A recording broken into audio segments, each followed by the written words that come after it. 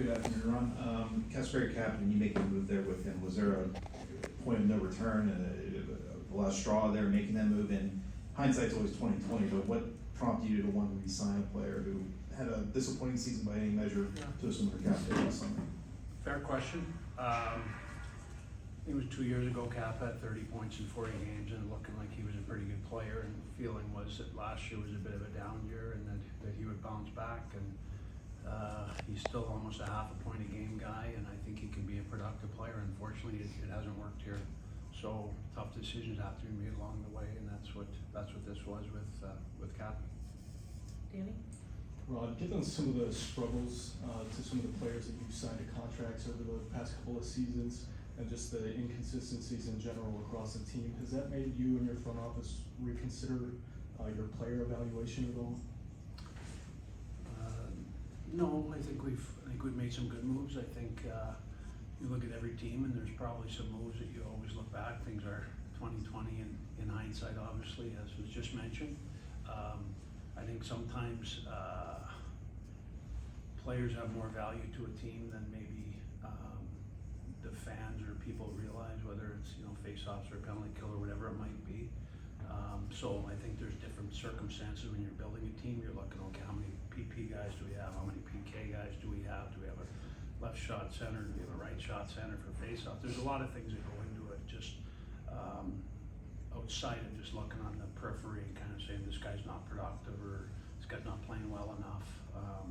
But everything doesn't end the way you hope it'll end too. As a manager, you try to make more good decisions than bad decisions. So doesn't mean every decision I or anybody else makes are perfect, because they're not. But you just try to make the decisions with all the information you have and assume and hope they're going to work out.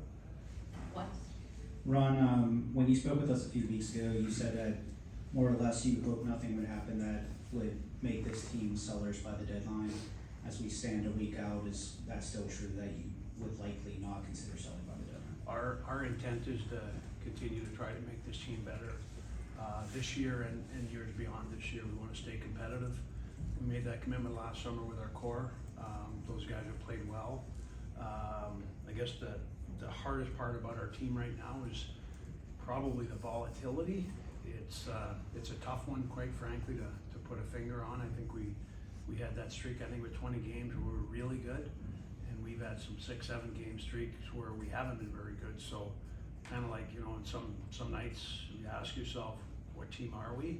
But I know this, we've showed that we're capable of being a very good team, and we're going to continue to try and make our team better, as I said, this year and years ahead. Yeah. Ron, how are you finding the prices on the market? And do you think, as constructed, your team can make the playoffs?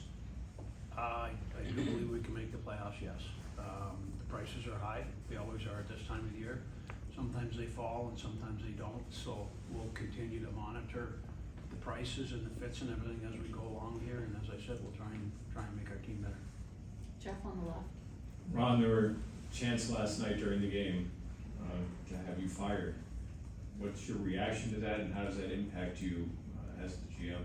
It doesn't impact me at all. I understand the fans' frustration. We have high expectations as well, and we haven't met them. So I totally get it.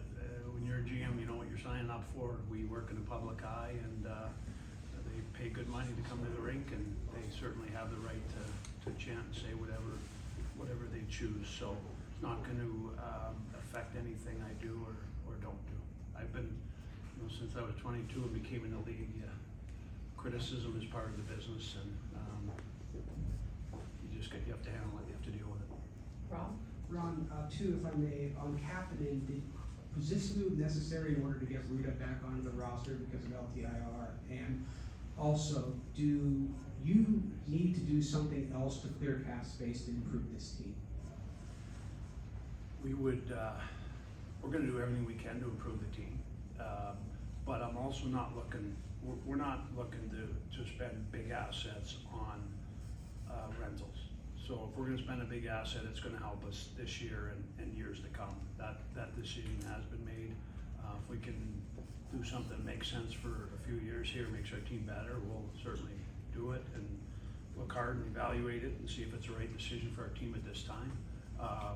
As far as Cappy, yes, that was part of the thought process. We had to make a hard decision to get Roots back on, and that was the one we made. It wasn't easy. I mean, Cappy's still a good player. I mean, he's, you know, is he a perfect player? No, but there's not many perfect players. So Cappy brings an element with his speed and his skill, and as I said earlier, it just hasn't worked here. So we'll see where it goes. Jeff?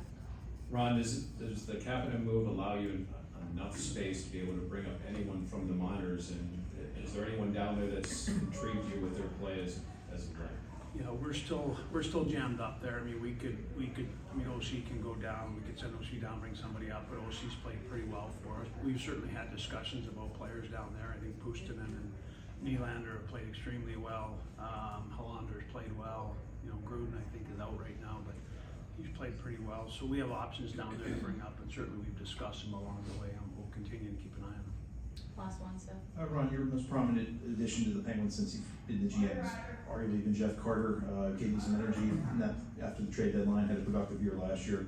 The base offensive numbers maybe aren't there right now. Just what's your assessment of what Jeff's offering your team at the moment?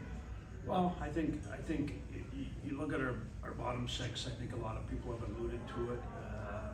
For some reason, it hasn't quite fit. Pieces haven't fit.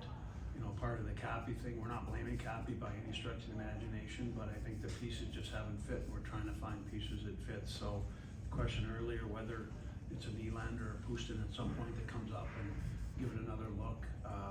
We just try to give the coaches the options that we can give them, but we're in a tight cap situation, which we're trying to rectify a little bit here. But when you're up against it, there's only so many things you can do. But you know, players get hurt. One guy goes on LTIR and everything changes. So unfortunately, it's hard to plan for it. And you certainly don't want it to happen, but it does happen, and you just need to have the pieces down below to come up and fill in. But like I said, maybe one of those guys at some point is a piece that helps at the bottom six. I think Jeff has done some good things. I think at times he's played well, and I think I said that last time. I think there's times where he can play better than he's played.